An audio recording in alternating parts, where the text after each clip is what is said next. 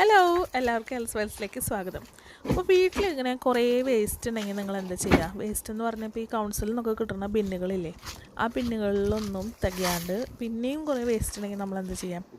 നമ്മൾ മേടിച്ചിട്ടുള്ള പുതിയ വീട്ടിൽ ബാക്കിലെയും ഫ്രണ്ടിലെയും ആ ബാക്ക് യാർഡ്, അതായത് ഗാർഡൻ ഉണ്ടല്ലോ, ഇങ്ങനെ നോക്കാണ്ട് കുറേ ഓവർഗ്രോൺ ആയിട്ടുള്ള പുല്ലും പിന്നെ കുറേ മരങ്ങളും ചില്ലകളൊക്കെ ആയിട്ട് കിടക്കായിരുന്നു. എല്ലാം വെട്ടി വെടുപ്പാക്കി വന്നപ്പോൾ കുറേ ബാക്കി ഉണ്ടായിരുന്നൊക്കെ നമ്മൾ കൊണ്ട് കളഞ്ഞു. ഇതിപ്പോൾ ലാസ്റ്റ് ബാച്ചാണ്. കുറച്ച് മരത്തിൻ്റെ ചില്ലകളും പിന്നെ ഈ ഒരു ഡോറും ഒക്കെ. House hold waste and recycling centre എന്നാണ് അതിന് പറയുക. അതായത് വലിയ ഏരിയാസാണ് ഈ റീസൈക്ലിംഗ് ഒക്കെ നടത്തുന്ന വലിയ യൂണിറ്റ്. അവിടെ നമുക്കിങ്ങനെ നമ്മൾ കൊണ്ടുപോയി കഴിഞ്ഞിട്ടുണ്ടെങ്കിൽ അവിടെ സെപ്പറേറ്റ് ആയിട്ട് ബിൻ ചെയ്യാനുള്ള ഓപ്ഷൻ ഉണ്ട്. നമ്മൾ പോണത് ബ്രെഡ്ബറിയിലുള്ള park way household waste and recycling centre എന്ന് പറയുന്ന സ്ഥലത്തേക്കാണ്. അപ്പോൾ നമ്മൾ സാധാരണ ഇപ്പോൾ സൺഡേ ഒക്കെ പോകുമ്പോൾ, ഇപ്പോൾ ഞങ്ങളിന്ന് സൺഡേ ആണ് പോണത്. സൺഡേ ഒക്കെ പോകുമ്പോഴാണ് കേട്ടോ ഇത്ര ഭയങ്കര തിരക്ക്. ഭയങ്കര തിരക്കെന്നല്ല, എന്നാലും അത്യാവശ്യം തിരക്കുണ്ടായിരുന്നു. പ്രത്യേകിച്ച് സമ്മറൊക്കെ ആകുമ്പോൾ എല്ലാവരും ഗാർഡനൊക്കെ വെട്ടി ഒതുക്കുകയൊക്കെ ചെയ്യണ ഒരു സമയമാണല്ലോ. സാധാരണ ദിവസങ്ങളിൽ അങ്ങനെ ഒരുപാട് തിരക്കുണ്ടാവില്ല. ഇവിടെ നമുക്ക് എല്ലാം കൂടി വാരി വലിച്ച് ബിൻ കവറിലാക്കി അങ്ങനെ കൊണ്ടിടാൻ പറ്റില്ല. നമ്മൾ ഓരോ സാധനങ്ങളും സെപ്പറേറ്റ് ആയിട്ട് തന്നെ കൊണ്ടിടണം. അതായത് ഗാർഡൻ വേസ്റ്റ് ഒരു സ്ഥലത്ത്, മറ്റുള്ള മെറ്റൽ വേസ്റ്റ് വേറെ, ഇപ്പോൾ ഡോറ് പോലത്തെ സാധനങ്ങൾ വേറെ.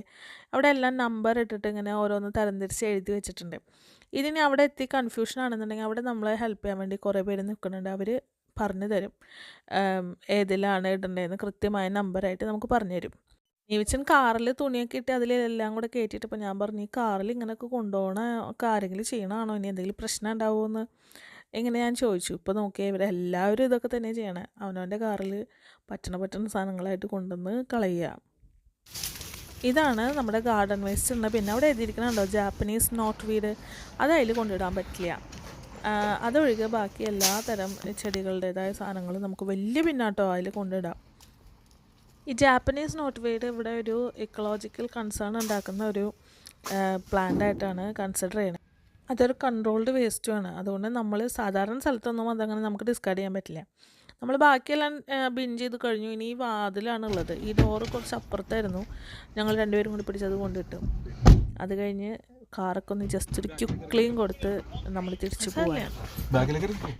ഇവിടെ അത് മാത്രമല്ല കേട്ടോ, നമുക്ക് ക്ലോത്ത്സ് ഒക്കെ ഡൊണേറ്റ് ചെയ്യാൻ പറ്റും. ബുക്സ്, പിന്നെ ഈ CD അങ്ങനത്തെ മീഡിയ ഐറ്റംസ്, അതെല്ലാം നമുക്ക് ഡൊണേറ്റ് ചെയ്യാനുള്ള ഒരു ഏരിയയും ഉണ്ട്. അപ്പോൾ ഇത്രയുള്ള ഇന്നത്തെ വീഡിയോ. ഒരു കുഞ്ഞു വീഡിയോ ആയിട്ട് നെക്സ്റ്റ് ടൈം കാണാം. ബൈ.